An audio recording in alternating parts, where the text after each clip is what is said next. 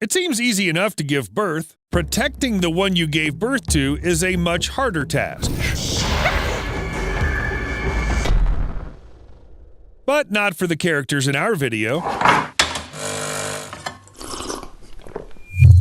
What can a few gallons of water do to your car?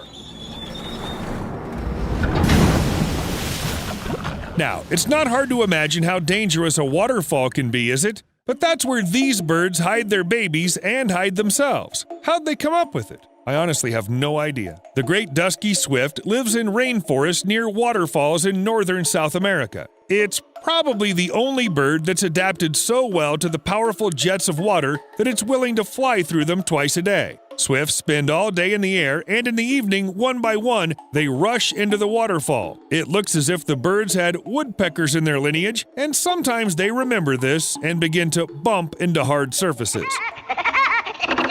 Some past researchers didn't even believe that swifts survived a collision with a waterfall, but what looks like an impossible task to some, to others is simply routine. Swifts are born in nests hidden from everyone by a constant stream of water, and live in them all their lives. No raptor is able to climb that high, and who would risk it? Remember what happened to the car? It's amazing, isn't it? Actually, just so you understand how well protected these birds are, here's a simple example. This is what happens to common nests that are located in tree hollows.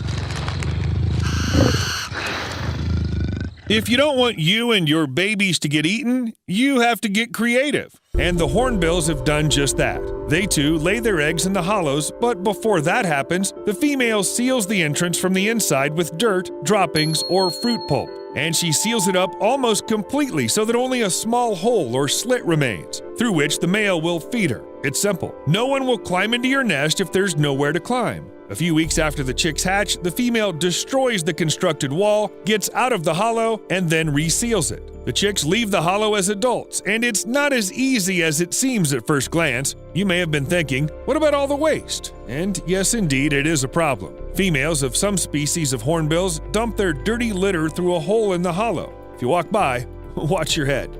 And yet nature hasn't given many animals any way to protect themselves. The armadillo, for example, just got lucky. It curls up in a ball and that's it. No one will eat it. The rest of the animals didn't draw their winning ticket. Just imagine you have to constantly, almost 24 hours a day, 7 days a week, think about how not to die. And some people know how that feels. This is a 1940 recording, and this person is busy testing an ejection seat. Basically, he's trying to survive. It's unclear how strong the next push will be, how his body will react to it, whether he will survive, and how long the experiments will go on. In the future, this invention will save many lives.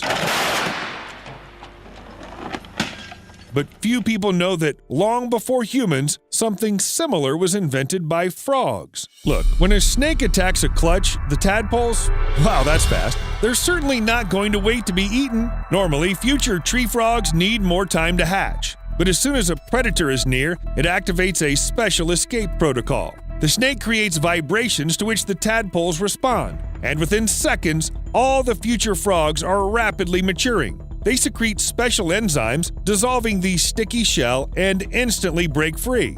Imagine how surprised the snakes are. Hey, what happened? You wouldn't normally expect a frog roe to escape. It's like your oatmeal would suddenly crawl out of your plate and disappear into the unknown. With this defense mechanism, the frog parents don't even need to be around to guard the offspring. They can easily handle everything on their own. But this is not the only species lucky enough to have built-in protection for their offspring. Cercopodia are relatives of cicadas, though few are interested in them as adults. The nymphs are much more interesting. They form a thick foam around themselves as if they spent all their time in the bathtub. They create a defense from their watery urine, mixed with a special sticky liquid to build some sort of nest of bubbles around them. The nymphs have adapted to breathe through the thick layer of foam, but most importantly, it serves as a natural barrier against predators. They say that not only does the foam hide the nymphs from prying eyes, but it also has an unpleasant, bitter taste. I don't even want to think that there's a scientist somewhere who's voluntarily licked the insect urine foam,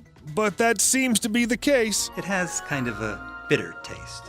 But the question for scientists was, does the nymph breathe through those bubbles? Okay, some animals did go to great lengths to come up with these ways to protect their babies. But if nature can be called a school of survival, then here, as in any classroom, there must be its A students and losers. And it seems that the role of the latter is perfectly suited for guinea fowls. It's no coincidence that they're called one of the most terrible mothers among animals. Guinea fowl can easily leave their nest with eggs without protection and go about their business, which predators love to take advantage of. If this doesn't happen, the mother may change her mind about being a mother during incubation and simply walk away, leaving her children to die of cold. In cases where the offspring manage to avoid all this and hatch, the female sometimes forgets and leads her chicks for food along a bad route, where they get wet, freeze to death, and die soon. The guinea fowl just doesn't care.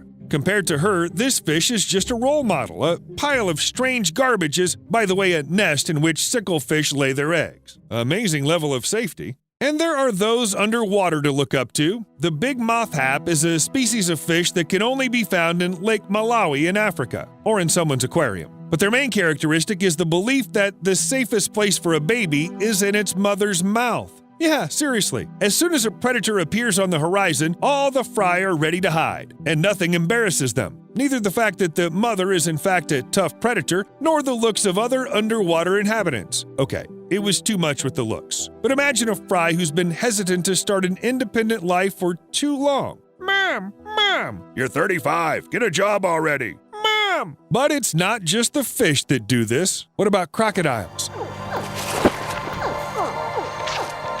They do about the same thing, though not on a regular basis. Females don't hide their babies inside their mouths when danger first appears, but only transport the babies from the place where they were born into the water so that the crocodiles don't become prey to other predators. It's usually not a very long journey, but try to stop this mother from wanting to care. By the way, I've come across information that the female sweeps the territory for any dangers beforehand, but let's be honest, if it happens that way, it doesn't help much. Many baby crocodiles die young despite all the maternal care. They're too desirable prey for adult predators. Maybe that's why mothers try to protect their babies as best they can. They even react to the sound that imitates the babies. If you turn it on, you can scare off a female ready to attack, or make her rush to the eggs thinking the crocodiles have started to hatch.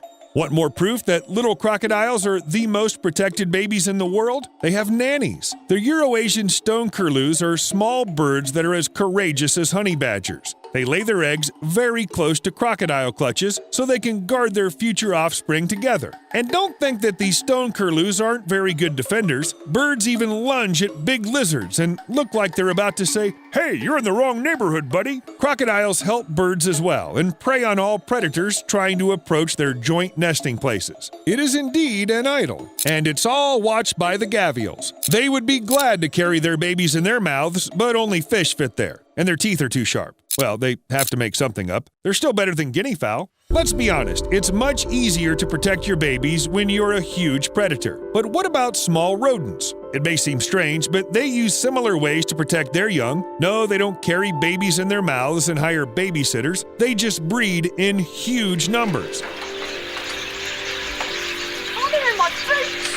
And crocodiles do the same thing. A female Nile crocodile can lay up to 100 eggs at a time, from which many little crocodiles hatch. This is simply necessary to preserve the population when many of them will inevitably die. But there's another way that crocodiles don't know about, and it's probably for the best. Squirrels, like some other small animals, use the shed snake skin to cover their own scent. They literally rub it on themselves and their babies. Strange. But this squirrel has the same perfume as Steve.